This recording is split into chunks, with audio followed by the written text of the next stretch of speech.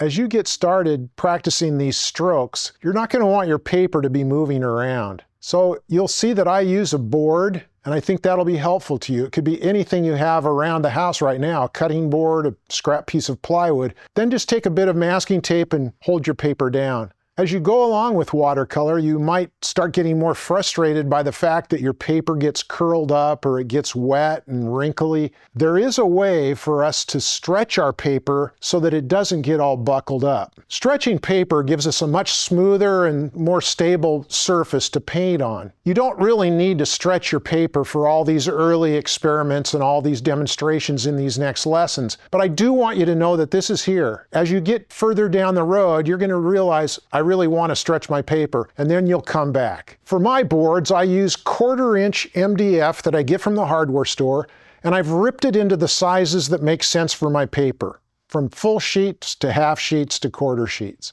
I like to have about 2 inches of board all the way around all 4 sides of the paper. For my paper, I like to use 140-pound Arches hot press paper. But any watercolor paper will work. The tape that I will use is gummed paper tape. That means it's adhesive on one side and it has to be activated with water to stick. Look for 2-inch craft packing tape. There's a link in the description. Finally, we're going to need some sponges for this process. The kind that I use are grout sponges from the tile section in the hardware store. You'll see why I like to use 2 of them in just a second. You're going to see me leave these sponges in an old crusty pie pan, but any dish will be fine just to keep the wet sponges off of your workspace. I tear 4 strips of the gummed paper tape to make sure that they overlap all 4 sides of my paper. Now, I'm going over to the sink and I'm soaking both of my sponges. The first one, I get it all drenched, but then I squeeze out as much water as I can and set it on the side of my flat pan. The second sponge, I get it soaked and I leave it soaked with as much water as it will hold, and I lay it flat into my pan. Now it's time to take our watercolor paper over to the sink and soak it, letting the water run over both sides. Some people do this in a bathtub or a large sink. Whatever you have will work. You just have to be able to make sure that you've covered both sides completely with water, leaving no dry spots. Now, I hold the paper up over the sink and let it drip dry for a few seconds, and then carry it over to my board and lay it out as flat as I can. This is when I take the sponge that's already been squeezed out and it's relatively dry and use it like a squeegee to help me press and flatten the paper against the board. Now it's time for us to tape down our paper on all 4 sides. I get my first strip of tape in my hand and I put the gummed part, the shiny part that has adhesive in it, against my wettest sponge. Using my second hand to sort of help press down on the sponge, I pull the tape across the sponge to wet the whole adhesive surface. Now I take that piece of tape over to the board and lay it so that it covers about 1/4 of an inch of the watercolor paper, with the rest of the tape just glued to the board itself. Now we just need to do the same thing on the other 3 sides, making sure that the tape overlaps the paper by about 1/4 of an inch all the way around, and it's overlapped in the corners. I really make sure that this part is stuck down tight. I go back and forth, use my fingernail, press it, press it, press it. This is a really important part of the process, and as that glue on the back of the tape cures, you're going to have to continue to sort of press it to the board and to the paper, making sure it's really sealed. I'll even go back with my damp sponge and just go over the seam a few more times. Now it's time to let it dry. I like to leave it overnight if I can, and it's important to dry it flat.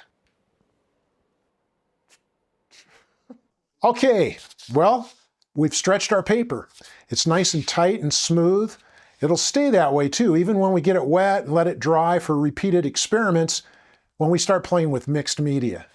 The next morning, when you take a look at your paper, hopefully it will be all smooth and flat against the board. If it's not, don't worry, this is a challenging process. One common problem is that the gummed part of the tape wasn't wet enough. You have to really be sure to hold that tape down against a really soaked sponge as you pull it through so that the whole piece of tape has activated glue on it. On the other hand, it is possible to actually rub the adhesive off if you get get too vigorous with the water. So I just am saying, make sure you make one really strong, firm, wet pass of the tape over that wet sponge. Another possible problem is that you didn't put enough pressure onto the tape as it was curing. And when it began to dry, the watercolor paper popped a bit loose or got wrinkly. If the board was not completely flat on the table or floor as it dried, that's another reason that the paper often wrinkles or pops up. Now that you've gone through this process, you can see why I like to do 5 or 6 of these boards at the same time. That way, I have a supply of nice stretched paper ready to go. This stretched paper surface is more forgiving than just having a piece of paper that you floated around on a board or used masking tape on. It can be wet and dry repeatedly and still hold up, still retain that beautiful, firm, flat surface. I think you're going to love painting on stretched paper.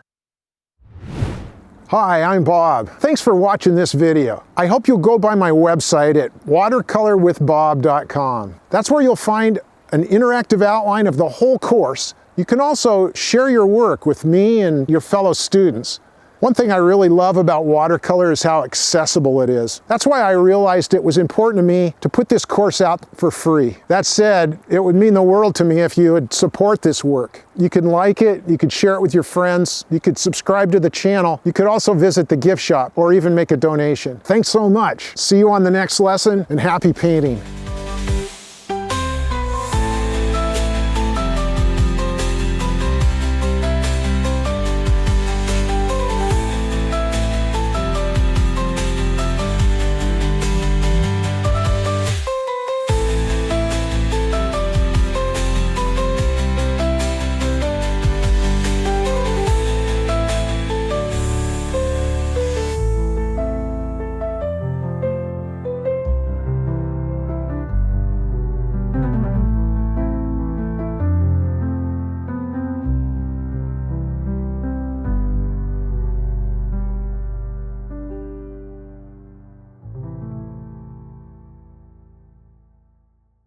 Oh, did you mess that up? That's okay.